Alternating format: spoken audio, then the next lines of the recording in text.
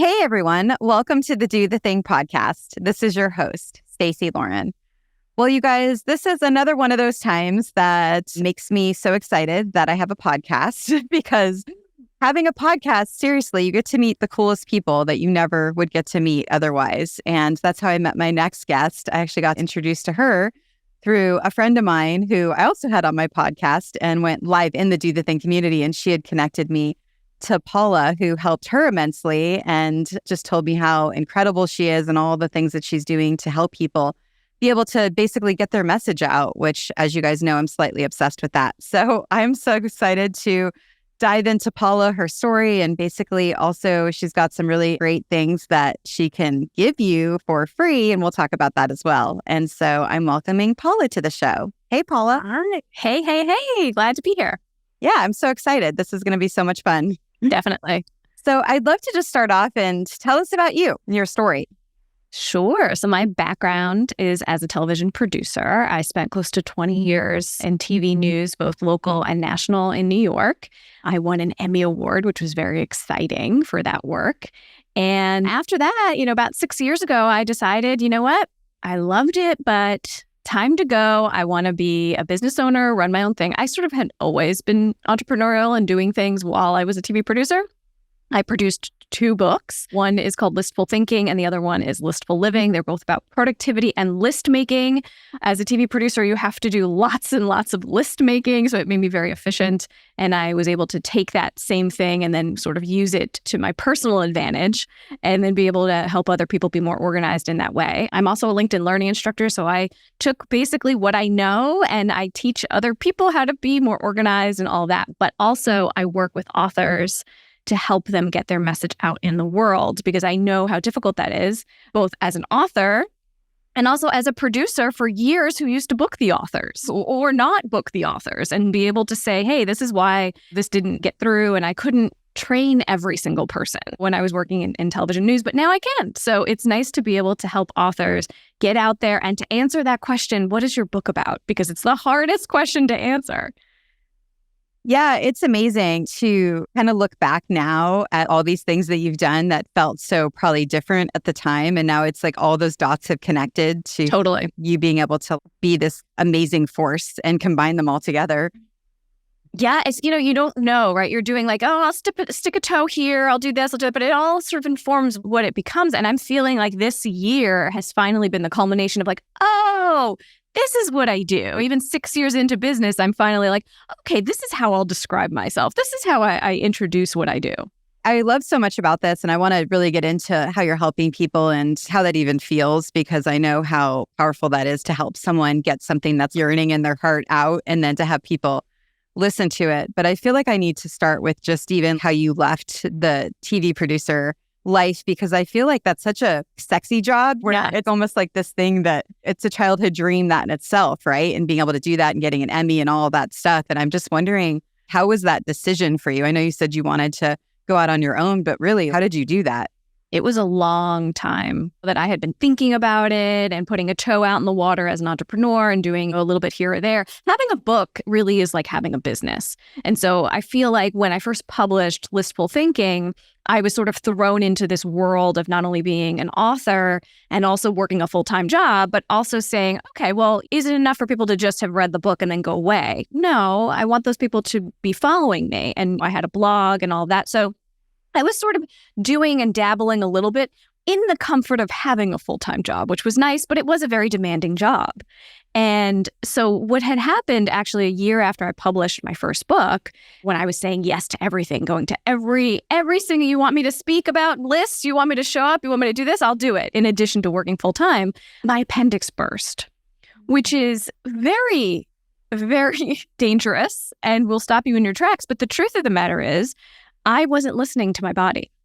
I was getting a lot of messages that I was in pain and I was waiting and saying, no, that'll pass. I don't have time for this. I have too many things going on. I'll be fine. And the truth of the matter was I wasn't fine. And I ended up in the hospital, and I was in the hospital for 9 days. I was out of work for 6+ weeks. It took me over a year to recover. Thankfully, there were amazing, wonderful doctors who sprang into action. But most people don't have their appendix burst because they go to the hospital beforehand. So Just putting it out there. But that was my first warning that I was doing too many things. And so the thing that had sustained me for so long, being a television producer and the job that I loved, was now getting in the way of the next chapter.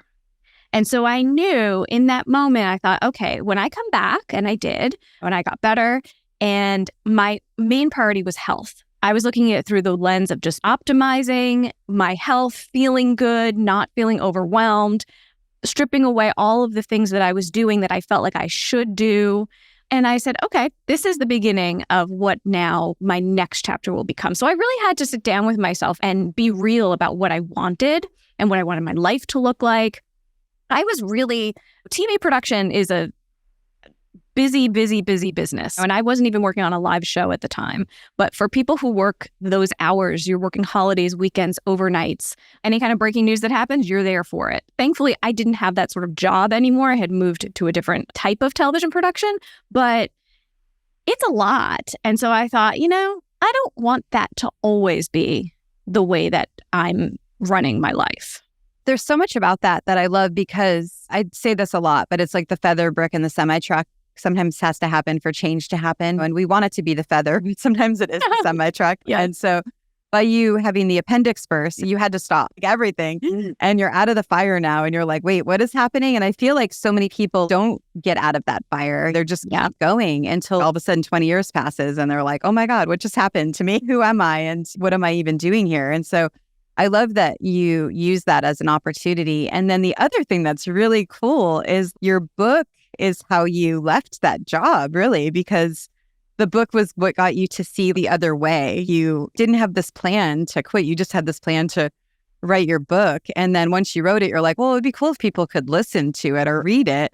And then that's where all this other stuff. And now that's what you're helping people do. How cool is that? Yeah. And then I was like, well, what other skills do I have? What else can I do here? And so I started doing some media training and coaching and helping people. And I've worked with people who have been in a startup, people who are cryptocurrency experts, anybody. I trained the books editor for the New York Times, Fortune 500 CEOs, anybody who really needs to get their message out in the world. But what I found was I love working with authors. I just love it because I can give perspective because I've done this. I've been there saying, oh gosh, I just want somebody to read the book and now I have to go talk about it. It's uncomfortable, especially for people who are used to writing and not used to speaking or being on camera. And it's been a pleasure, a real opportunity for me to be able to take what I know and help people be of service with what they know. Because to me, that's always what the news business has been, is to be of service and to be a public service to people, to teach them something they didn't know, to save someone in a certain way. And so if I'm able to help people get their books out there and do that, I mean, it's an amazing privilege. What have you noticed gets in people's way when they come to you that they've been struggling with and it makes it really hard for them? It's difficult a lot of times for authors to come out from behind the pen and the paper and the computer and to be able to then be the voice of that message. And the first thing I say is, well, this is not about you. This is about the audience. Think about the person who needs to hear this message. Let's switch the mindset and have it really be coming from a place of purpose and of service, so that you can help them. And the second you do that and take the spotlight off of you and off of your ego and off of all of that and what you look like and what your lighting is and all of these things that people say are the issues as to why they're not doing media or they're not doing video. Right. The truth of the matter is, it's not about you. Think about it from the perspective of who can I get this message out to? And I had a wonderful experience as a producer with a natural medicine expert. His name is Chris Killam. And I worked with him for 10 years and we did great stories together. And he would do any media that came his way. It could be big top tier media or a tiny little blog or somebody wants to interview him. And I said, I mean, you're kind of big time now. What are you doing all these little small things for? And he said, you never know who needs to hear this message. You never know. And that always stuck with me. And I was like, what an amazing place of generosity, really. Yeah. So the way that you're able to help them tap into that voice and to be able to actually speak the message of their book is by getting them to think of the people that they're helping and who needs to hear it. Have you noticed anything else that you do, and maybe people listening can do at home that will help them? Yeah. I mean, it literally comes down to saying the words out loud. Being able to hear yourself say these things. So often people think, oh, if someone asks me about it, I'll be great. It'll be fine. It'll just come off the top of my head. It never does. It does for no one. Everyone needs to practice. I've worked with anchors and reporters for years that their business is speaking on camera, and none of them, for the most part, go in cold. They all practice. They're all doing this multiple times. The first take is never the one you take, unless, of course, it's a breaking news story and then they have no choice. But if you have the luxury to be able to practice, absolutely do. See the words that roll off your tongue and the ones that don't. I worked for years with an anchor who couldn't say the word especially. It just was not his word. And so we all knew, do not put that in any kind of script for him to write, particularly is the word that we would say for him. But we knew that of him. You have to know these things for yourself to say, okay, well, if I'm going to tell this story, this is how I'm going to tell it.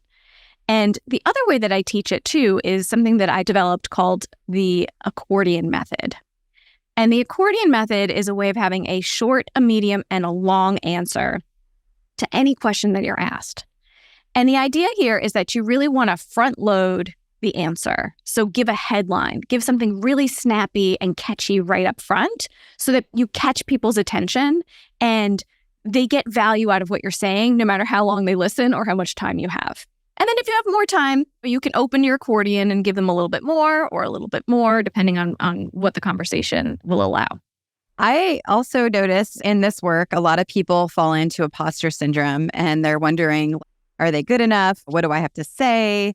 And do people really, it's almost like when you speak it, because I helped people start a podcast and I did a challenge and I have a workshop. And so that's one of the big things I have to help them overcome. And I would love to hear what your strategy is, because I'm imagining you're running into that. Even though they just wrote this amazing book, there's still all these things. When you hit a new level, right? These things, you might have worked through them at the old level, but now that you've hit a new level, you could come into it again.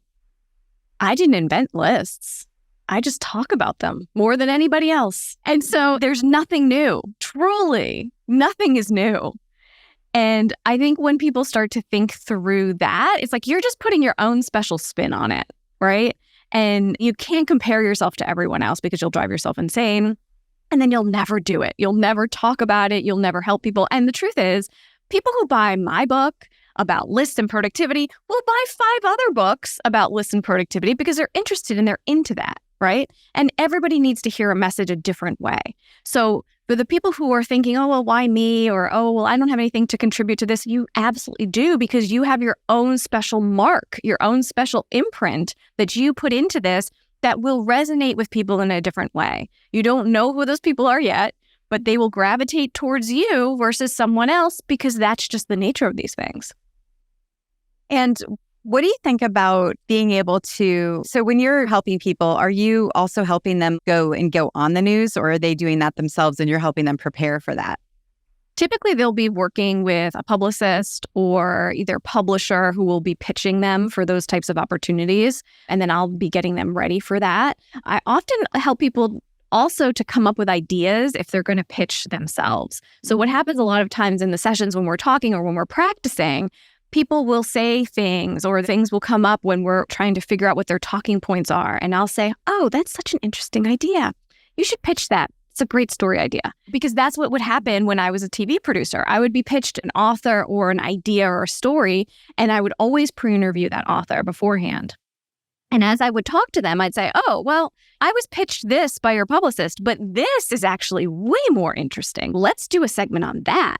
So I'm always sort of listening for those types of opportunities. And it doesn't only have to be a pitch for media. You can turn it into your own website blog. You can turn it into your own, I'm going to do a video on that topic and just put it out there. You don't have to wait anymore for media to pick you and for you to go ahead and do this. Everyone can be their own producer at this point. And that is where a lot of times you'll be found as well, because producers and editors are looking for experts. They're looking for people who already have a voice, who are already speaking about these things. It happens to me often. I do a lot of media myself, and producers will say, oh, we saw that you wrote about XYZ thing. Could you come talk about it on our show? Yeah. Yeah, and now you have the confidence, right, to be able to do that. Do you think that you got that from being the TV producer, or did you get it from doing the work you're doing now after you wrote the book? It's a bit of everything. It's just a bit of not being as intimidated, I would say, about the world of television, where I know a lot of times people are, oh my gosh, what happens behind the scenes there? And it's like, I know what happens over there. It's like everybody else's office. It's like just to be able to make it be a little bit more accessible in that way. But the truth of the matter is that TV producers have a job to do. They have to do their job just like everybody else. They're looking for a great story and they care only what their audience gets out of it. So when you sort of think about it in that way, like these are humans doing the job and they need somebody who can help them do that job, it takes some of the pressure off too. It makes you a better guest. It makes you a better person to partner with them. Yeah, I'm having a flashback for a minute because this is so interesting. I'm realizing I think a lot of people, they have an idea just because someone does something, who they are and what they do. And I had this experience when I had just graduated from college a few years after. I had this job where I sold custom suits and I would go to CEO's office and attorneys and all high-level, C-level people and be selling these suits to their offices. And that's when I got to meet people that were in those positions. And so it broke down that idea of what that was. And so I all of a sudden was realizing, oh my God, he's running a 5K this weekend or he's doing this. And it just changed the way I looked at everything. Because this is from me selling books door to door. I had a very scrappy life before then. I hadn't been around people like that. And then until I ended up going in my own CEO group where I'm with the other people and just talking to people that just sold their business for $50 million. And they're talking about the same kind of life stuff. And I think there's that, you just kind of address that moment of what that's going on in the TV producer's office. And I think there's something about that barrier breaking in your mind that when you aren't afraid, I think that may be why I'm not afraid to approach anyone anytime, because I know they're just like me in some way. And so I'm just wondering, is that what you're saying is really, it just opens up that door of everyone being human? Yeah, exactly. I mean, it's sort of like that moment when you're a kid and you see your teacher at the grocery store and you're like, wow, they eat food, like it just changes the game for you. It's a very strange feeling. But the truth, like right now I'm working on a novel. And so now I'm in the trenches of thinking through like, oh, okay, so I need an agent because my agent that I have now is a nonfiction agent only. So I need a new agent. So I need to start querying and I need to start looking for these people. And I'm thinking already I'm going into that mode of, oh, these people, they're the gatekeepers and oh my gosh. And and I get it. But now I have to take myself back and say, wait a minute. Again, these are people who have a job to do, who are looking for the next great book and who want to be able to make money for their family. And it's like everything else, right? It kind of has to take you back a little bit to say, okay, I have something to offer too. Mm-hmm.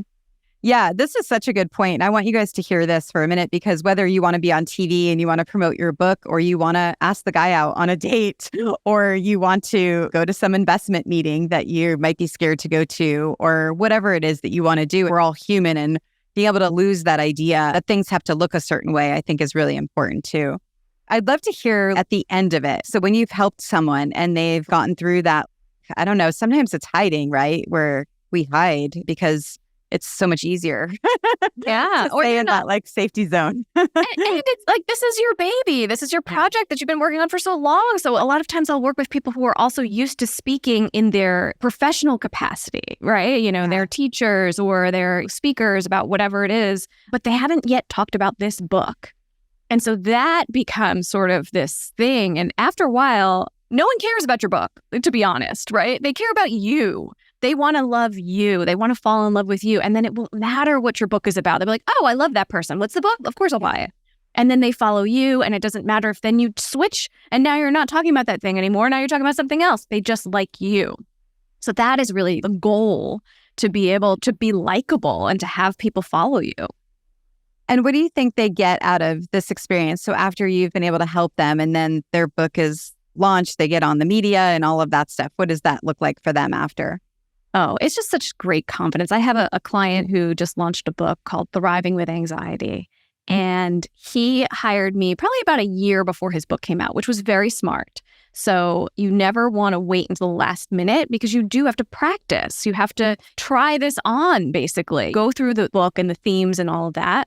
And it does take time to ramp up. So we worked together about a year before, and he was booked on Good Morning America.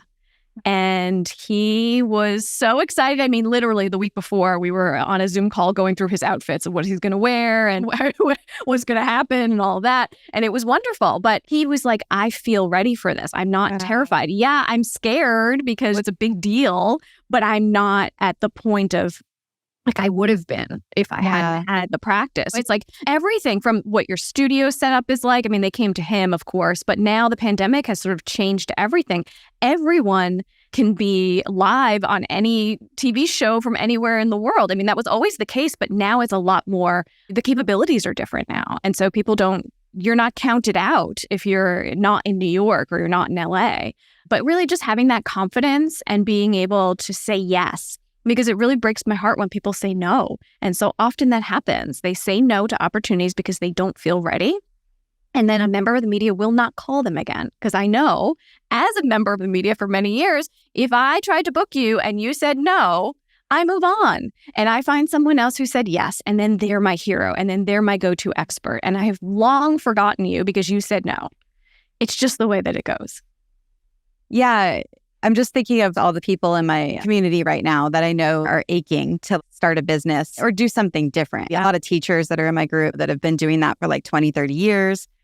And I kept thinking of ways to help them make at least one step in the direction. And they also want to write books. And I didn't think about the book being the thing that could be the easy place to start, because then that's where other things could build from. I love this conversation. Yeah, I mean, the book really, it's a nice way. I mean, it could start as a blog. I mean, one of the best pieces of advice I was ever given was start a blog. And I did, about lists years ago. And the woman that I spoke with, I said, oh, maybe I'll write a book about it. She said, why don't you write a blog, write down 50 blog ideas, give yourself a goal and a time of how long you have to write those and when you're going to post them. And if by the end of 50, you're still interested in this topic, and you have more to say, then you keep going and then you start thinking about the book. Because the truth is that people get really excited about a thing, but then can you sustain it? I mean, I've been talking about this lists and productivity and all this stuff because it's ingrained in me for so long. I mean, it's part of my career. It's part of who I am. It's part of what I do every day. So for me, it really works. But I think that exploration is something that's really important for people to do when you're starting something new and you're not sure if that's the thing. I didn't pick this and think, oh, this is the thing. This is it. I'm going to leave my job and I'm going to do. No, it was a fun thing I sort of did on the side that then morphed into everything else. Yeah, I hadn't thought about that. That's such a good, easy micro step. I feel like I have to ask you for a couple of ninja tips on the productivity side, just because that's important to being able to do the thing. Yeah, well, list making, of course, is a big thing that I talk about. And what I do is I usually make my list the night before. So it is my shutdown strategy. It is the last thing I do when I close down the office, which is so important now for people who work from home and are doing everything in the same space, right? Our work has changed. But I always had done that, even as a television producer, because I like to have that be my final thing and look to the next day, make those daily lists, and be able to then in the morning come in, look at the list and say, what's my intention for the day? What are the things that I would like to get done? And the things that go on that list are only the things that I have the time and the energy to do, right? It's not like, oh, I wish I could do all of these things tomorrow. I have to be very, very clear and focused what I can actually get done in a day. So that takes a little bit of practice to also know yourself, know how long tasks take. I love to time myself when I do things and say, okay, well, I'm going to work on some emails or work on this video or whatever it is. I think it's going to take me an hour. Let me just look at the clock and see how long it actually takes. And then how many times did I get distracted? And how many times did I not want to work on this and be like, oh, I could use a snack? So you do sort of have to notice yourself and see what your capacity is and how fast you can do things, because we procrastinate. It happens. But I find that also using a stopwatch really helps. It's called the Pomodoro technique. And so it's 25 minutes of targeted time. And what you do is you pick one task and you set your timer for 25 minutes and you just work on that task. And if you get distracted, you have to stop the clock. And then you just keep building up and building up. You can start with 10 minutes, you can start with 5 minutes, whatever it is, but the rule really is 25 minutes. And I use this all the time. I work with a writing buddy on Fridays. We're accountability buddies for each other. And we show up on Fridays I write my novel and she writes her memoir.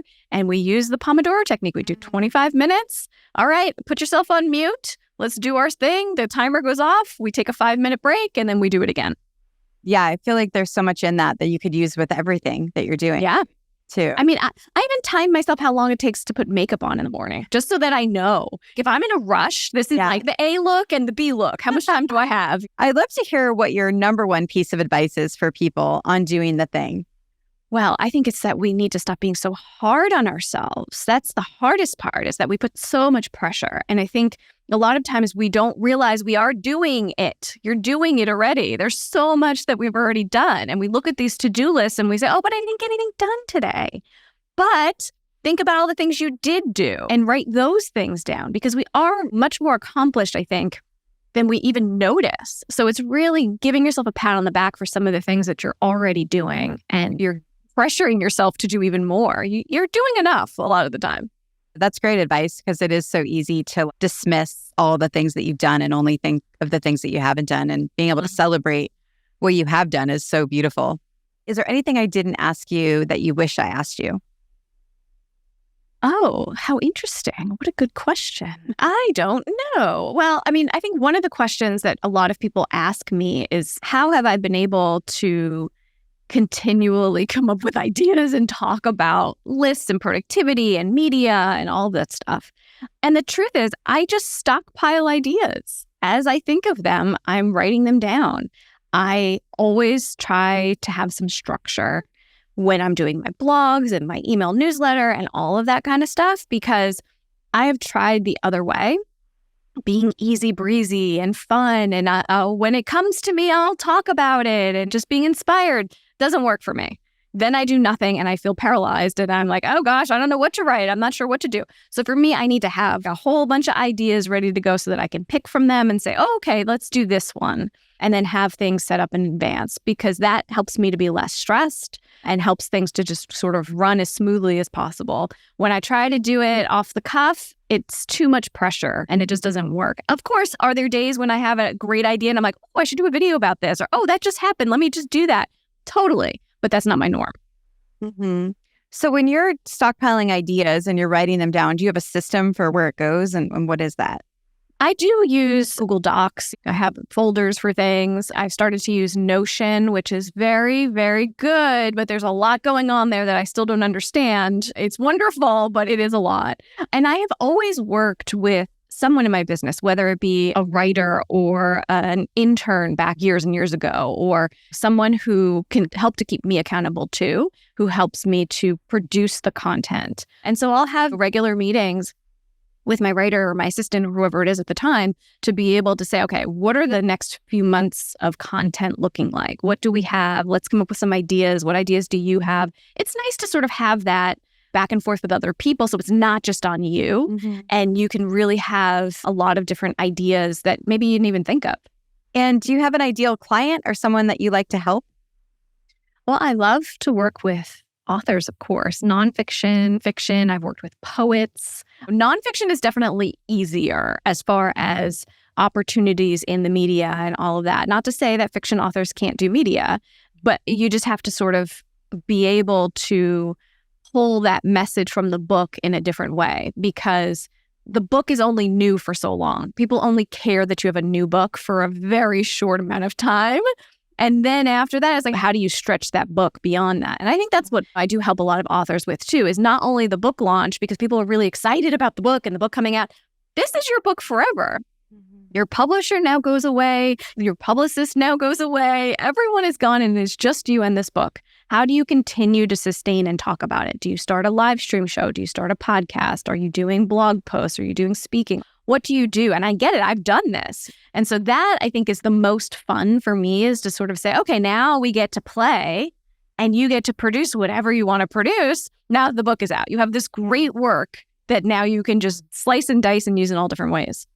And please share where people can learn more about you and kind of get into your ecosystem. Yeah, of course. So if you go to paularizzo.com/10Q, I have a freebie, and it is the 10 media questions that all authors need to answer. And you can follow me on LinkedIn. I have LinkedIn learning courses there, and of course on Instagram as well. And my handle on Instagram is List Producer. Thank you so much for joining. This was so much fun getting to do with you. And I feel like I had a lot of epiphanies as we've been talking. I love it. So fun. Thank you for having me. And for you guys, do the thing. Don't wait for opportunity. Create it. And hey, have you checked out my Facebook group yet? Go to dothethingcommunity.com. Bye, guys.